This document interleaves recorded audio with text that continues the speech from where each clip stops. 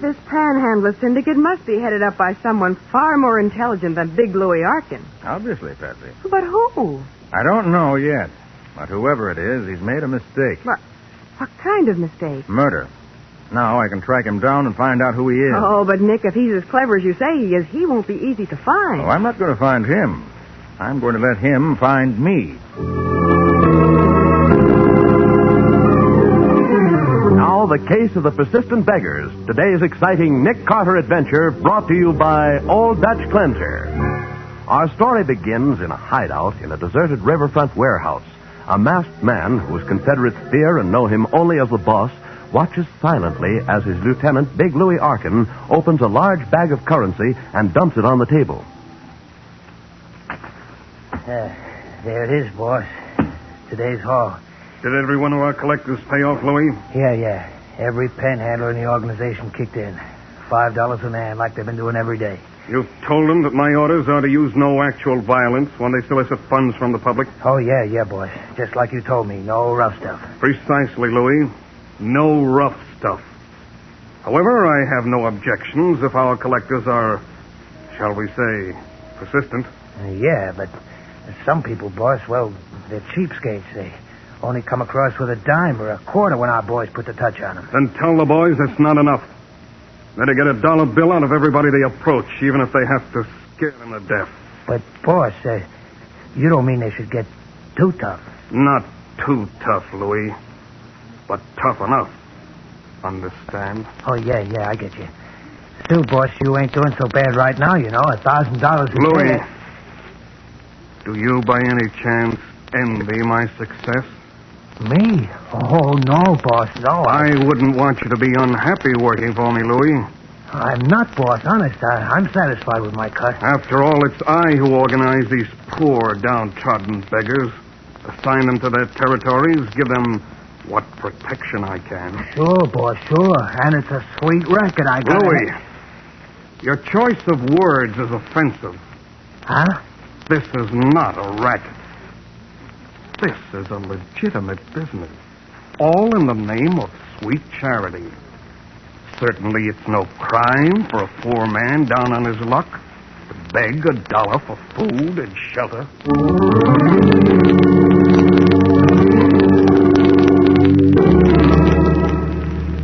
Lady, can you let a hungry man have a little something to get a bite to eat? Oh, well, here's a dime. A dime? Well, yes, Give me that dollar bill. I gotta have money. I'm desperate, see? Well, here, take it. Hey, look, Jack, can you spare a buck? My wife's sick, and I gotta buy her some medicine. Hey, what goes on here? You're the third panhandler who's approached me tonight. I'm not going to give away any more. Look, Jack, I'm a desperate guy. I need dough. And you better not be a cheapskate about it. Understand? All right, here you are. A buck ain't enough, Jack. Not enough. I got a lot of medicine to buy. Better make it 2.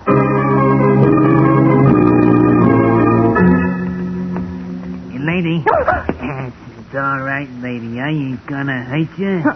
Well, it's so dark in this street, and I didn't think in that doorway. Look, lady, could you stake a hungry guy to $1?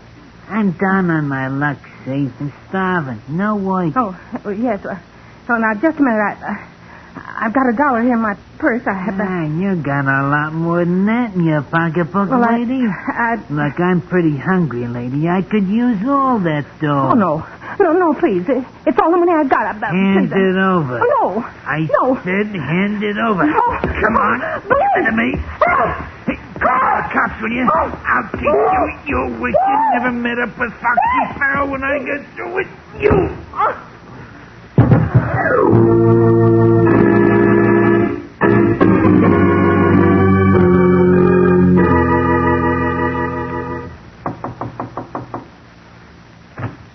Oh, come in, Sergeant. Thanks, Patsy. Hi, Matty. Hiya, Nick. Hey, what's on your mind? Plenty, Nick. You know those panhandlers that have been mushrooming all over town lately? Yeah? I'll say we do. Well, you can't walk 2 blocks these days without one of them approaching you. Yeah. Well, the pressure's on down at headquarters. Newspapers are after us hot and heavy to clean up the city. So is the mayor. And every day of the week we get our ears beaten off by the Citizens Reform League. Oh, yes. That's headed up by John Prentice, the big real estate man. Yeah, Prentice. Sergeant, can't you pick up these beggars on a vagrancy charge? Sure we can. We do pinch a few of them, but we can't arrest them all. And if you could, Patsy, there isn't much you could do to them on a simple vagrancy charge. Yeah, that's just it, Nick. The judge can fine them or give them a jail sentence, but the jail sentence is only a couple of days. Soon as they're out, they go right back again begging on the street. Oh, but suppose they're fined. Big Louis Arkin is right there in night court to pay off the fine. What? Big Louis? Yeah. Well, that's very interesting, Matty. Why should a big operator like Big Louis take such an interest in down-and-out panhandlers? Oh, I wish I knew. Look, Nick, the commissioner asked me to stop in and see whether you would take a hand in this business, huh? I'll be glad to, Matty. This panhandler situation isn't just a nuisance, it seems. It's much more than that. What do you mean, Nick? I mean, everything points to it being an organized racket. An organized racket? Yes. First of all, there's Big Louis, always on hand to pay the fine for any beggar that gets arrested. Huh. Second, these beggars are sprung up all over the city, on every side street, like the plague.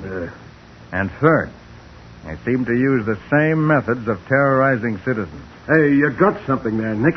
If we could only get some kind of a break, maybe we... I'll get it, Nick. Nick Carter's office, Patsy Bowen speaking. Yes, he is. It's for you, Sergeant. Headquarters. Oh, thanks, Patsy. Sergeant Matheson speaking.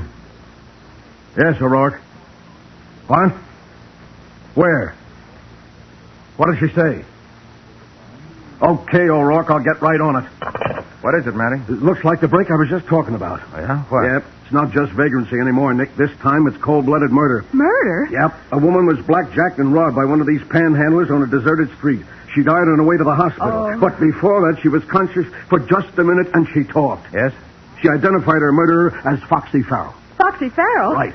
Nick, wasn't he one of Big Louis Arkin's thugs in the old days? Yes. Wonder what he's doing panhandling. Well, I don't know, but I'm going to send out a pickup call for him right away. Oh, and while you're about it, Matty. Yeah? Pick up Big Louis. I'd like to ask him a few questions.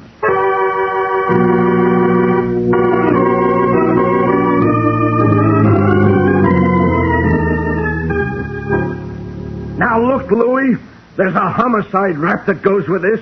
You better come clean. Now, for the last time, where's Farrell hiding out? Now, Sergeant, you're looking for Foxy, not me. Why don't you find him? Louis, you're up to your neck in this, and we know it.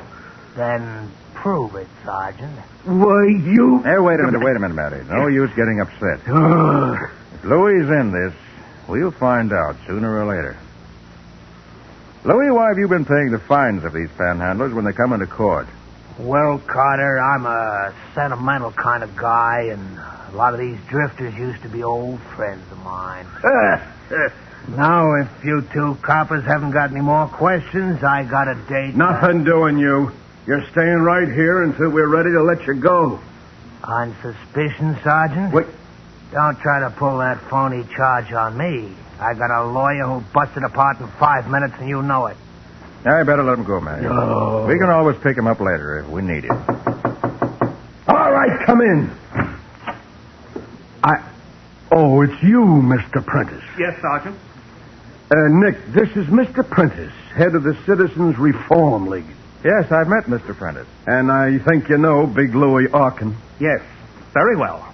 Don't I, Louis? Yeah. And I'm not forgetting you, Prentice. You sent me up the river for 2 years, and one of these days... One of these days, we're going to clean such scum as you out of this town. Ah, you reformers give me a pain. I remember this, Prentice. This town ain't big enough to hold you and me both. Huh. What's Big Louis doing here, Sergeant? We've been trying to nail him down on this panhandler killing. I see. Oh, and speaking of that, Sergeant, when are we going to get some action? It's getting so a decent citizen can't walk the streets anymore. And now it's come to murder. I'm sure we'll find the killer, Mr. Prentice. Well, I hope so, Mr. Carter. I'm glad to see that you've taken an interest in this case. And as for the police, Sergeant Matheson, we demand that every resource of the department be thrown into solving this case. Yeah, sure. We're doing everything we can. Well, see that you do. Our league has considerable influence at City Hall, and if necessary, we'll shake up the whole police department. Good day. Oh. Nick, he's out for blood, no mistake. Yeah. Look, Matty. What? There's only one thing to do. Yeah? Get on the inside of this panhandling setup. Try to find out who runs it. I'm convinced that Big Louie runs it. I'm not. Take a bigger brain than Louie's to organize and run a racket like this. No, maybe. Have you got any idea how you're going to get on the inside? What do you think?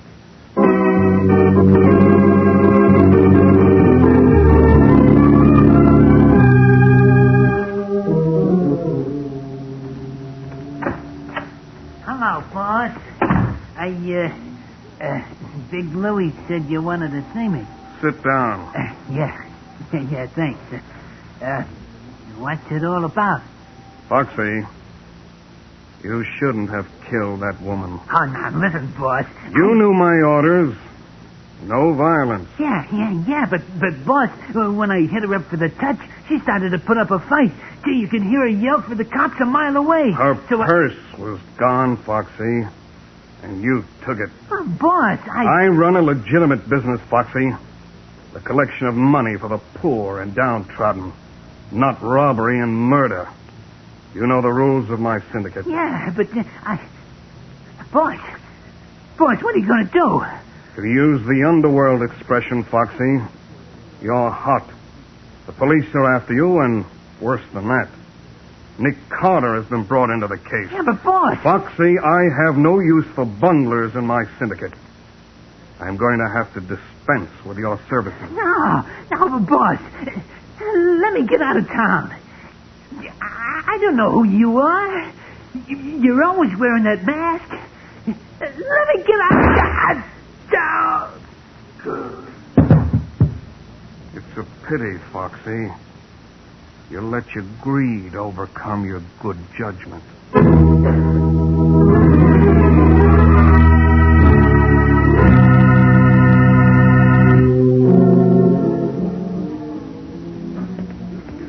Miss Bowen? What? Miss Bowen? What? How do you know my name? I seen you around with Nick Carter. Look, Miss Bowen, my name's Davis. Snuffy Davis.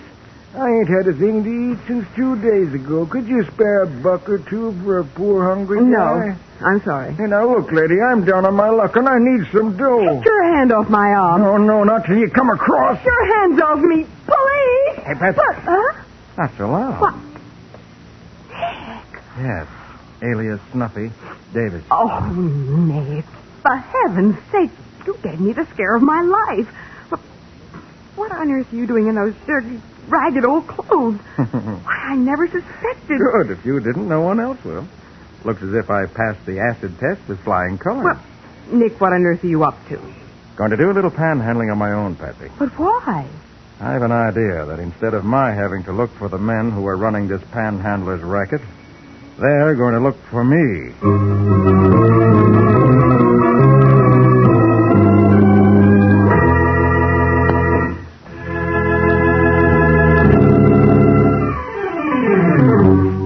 And now back to the case of the Persistent Beggars. Today's Nick Carter adventure brought to you by Old Dutch Cleanser. It is afternoon now, and as we rejoin Nick, now Snuffy Davis, he is panhandling his way up the busy city street. Suddenly, he finds a hand on his shoulder. He turns around to see a tough-looking vagrant with hard blue eyes. You're mooching out of your territory, ain't you, Jack?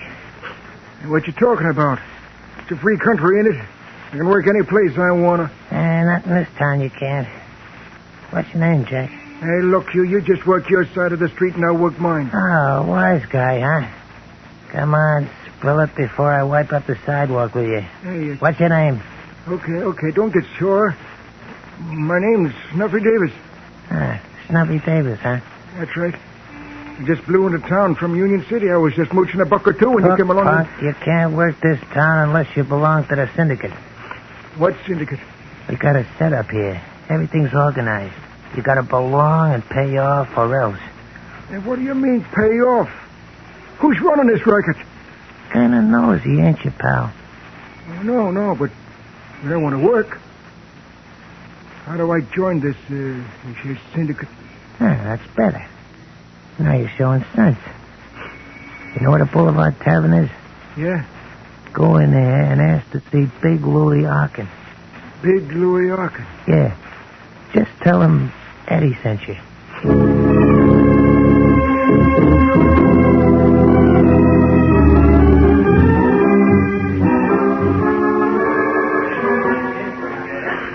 Hey, you Big Louis Arkin? That's right, Bum. What do you want? My name's Snuffy Davis. Eddie sent me. I see. What do you want? I want to work the street. But Eddie says I gotta belong to the syndicate. That's right. Cost you $5 a day, every day. $5 a day? Hey, that's a lot of dough. Look, Bum, you can take it or leave it. Ain't much choice, is there? All right, I'll take it. Okay. First, you'll have to talk to the boss. The boss? But I thought that you run this racket. You ask too many questions, Snuffy. Keep your trap shut and come with me.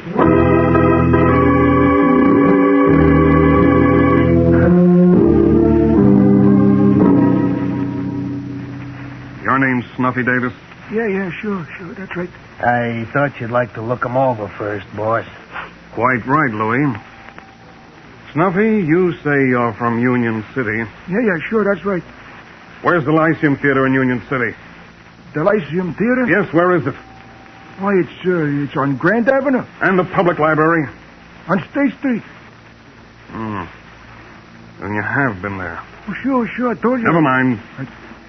You think he's all right, Louis? Yeah, sure, boss. I give him a good going over. He'll do. He knows the rules, too. Snuffy, the important thing is no violence. I conduct a legitimate business, and I don't want any trouble with the police. Do you understand? Oh, yeah, sure, I get you. Louis here will collect my commission every night. And one more thing, Snuffy. Yeah? If you ever breathe a word about coming to this warehouse or about this syndicate, your life won't be worth a panhandler's dime. You understand? Oh, sure. I get you. I get you. All right, Louis, give him a territory and put him to work. Ben? Oh, Mr. Prentice. Yes, Miss Bowen. I just dropped by to see whether Mr. Carter has made any progress in breaking up this vicious gang of panhandlers. Well, he's working on it now, Mr. Prentice. And knowing Mr. Carter as I do... Well, Excuse me. Certainly. Nick Carter's office, Patsy Bowen speaking. Patsy, this is Nick. Oh, I'm calling from a drugstore phone booth at River and 4th. River and 4th. Yes, now listen closely, Patsy. Mm-hmm. I met the big shot who runs this whole panhandler syndicate a half hour ago at a deserted warehouse on the riverfront. At a deserted warehouse? Nick, who is he? I don't know yet. He wore a mask. A mask? Yes, covers his whole face. I met him through Big Louis Arkin, who turns out to be his right-hand man. Uh-huh, so there is someone higher than Big Louis. There is. Now listen closely, Patsy. Right. I picked up a clue to the boss's identity, and I need your help. Uh-huh. He parked his car in a dirt driveway next to the warehouse. I didn't see the car, but I went back later and checked the tire tracks. Oh, what was the tire pattern? There was nothing in the tire pattern. 4 new tires of a common make. But the width of the car, the distance between the right and left wheel tracks, gave me a tip-off. The width of the car? Yes. The boss, whoever he is, isn't driving an American car because the distance between his wheels isn't standard. In short, Patsy, he's driving some foreign car. Now listen closely. Yes, Nick. I measure the distance between the wheels. It's 5 feet, 2 inches. Check the Automobile Association and find out what foreign make car measures that wheel distance. You got it? All right. Check Automobile Association and find out what foreign car measures 5 feet, 2 inches in width between wheels. That's right, 5 feet, 2 inches. And when you find the make of the car, call the Bureau of Motor Vehicles and check who owns a car of that make. Uh-huh. Can't be very common. After you find out, call me back right here. All right, Nick. I'll get to the Bureau of Motor Vehicles right away. Oh, what's the number where you are? Virginia 90568. 90568. Right, and I'll wait for your call. All right, Nick, I'll hurry. Bye. Mr. Prentice, I'm sorry I kept you waiting. That's quite all right. I'll be running along now. I have a great deal to do in a short time. Good day.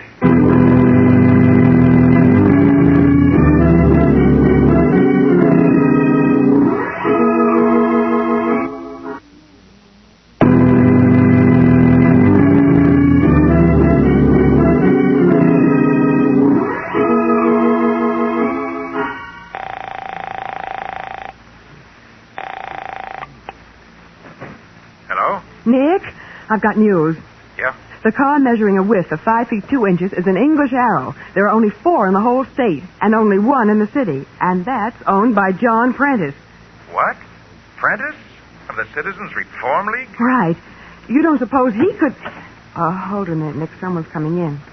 Oh, it's Sergeant Matheson. Hi, Sergeant. Hi, Patsy.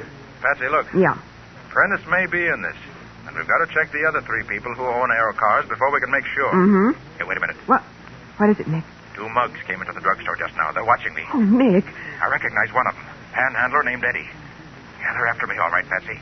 Nick, then Prentice is the boss. What? He was in the office when you called me and overheard our conversation. Right. And he went out and phoned his men to pick me up. Oh. Nick, what are the thugs doing now? They're moving this way toward the phone booth. And they've got guns. Oh. Quick, Patsy. Put Mary on the phone.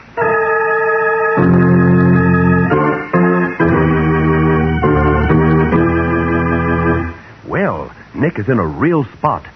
Trapped in a phone booth with 2 of Prentice's men coming to pick him up. We'll be back to see what happens in just a moment.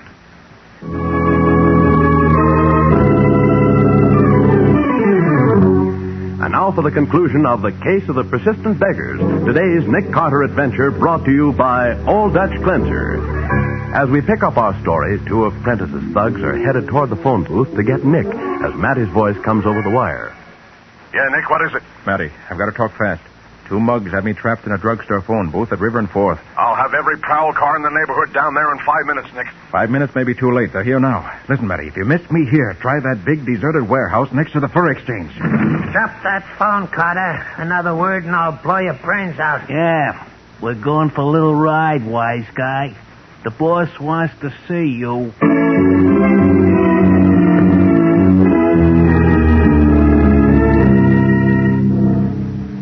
Well, Carter, it looks as though you've outsmarted yourself. On the contrary, Prentice, you've outsmarted yourself. Your racket is ended. My dear Carter, my work may be ended, but so is yours. Wait a minute, Carter.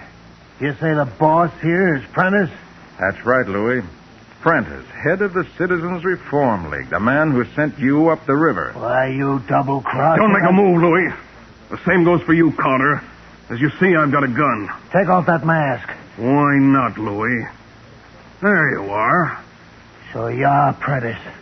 That Citizens Reform stuff was just a blind. Exactly, Louis. I'm about to retire with my earnings. Naturally, I intend that both of you will retire also. And permanently. You'll have to work fast, Prentice, if you expect to carry out your plan. Mr. Carter, you underrate me. I have plenty of time. First a bullet into each of you. Then through this window. And what's that? The police, Prentice. Police? Okay, Prentice. But I warned you, Louis. Light for the opening, Prentice. Smash the light, will you, Carter? That won't help you. Miss me. Hard to hit what you can't see, isn't it? Now that your gun's jammed, I'll show you that this is the most effective way. Okay, boys, bring it down. Nick, where are you? Over here, Matty. Are you all right? Sure, I'm all right. Turn on your flash. Yeah. Hey, what's Prentice doing here? Prentice, he's the big boss of this whole panhandling racket. What?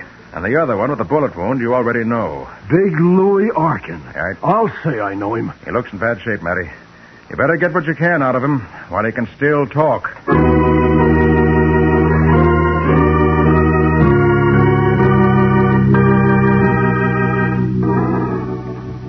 Nick, I just spoke to Sergeant Matheson over the phone. Oh, yeah? Big Louie gave him the whole story before he died. All about the killing of Foxy Farrell. Everything. You know, Patsy, it's funny how Prentice masqueraded as a respectable citizen for so long. Why, Big Louie, whom Prentice sent up the river, never knew who his boss in this racket was. Well, anyway, Nick, the sergeant tells me this panhandling racket is definitely finished. Oh. Speaking of panhandling, Patsy, I've got something on my conscience. On your conscience? Yes, $7.25. It's the money I mooched while I was Snuffy Davis, remember? Hey, what'll I do with it? Well, why not give it to your boys' club, Nick? Ah, Patsy, you would think of a nice thing like that.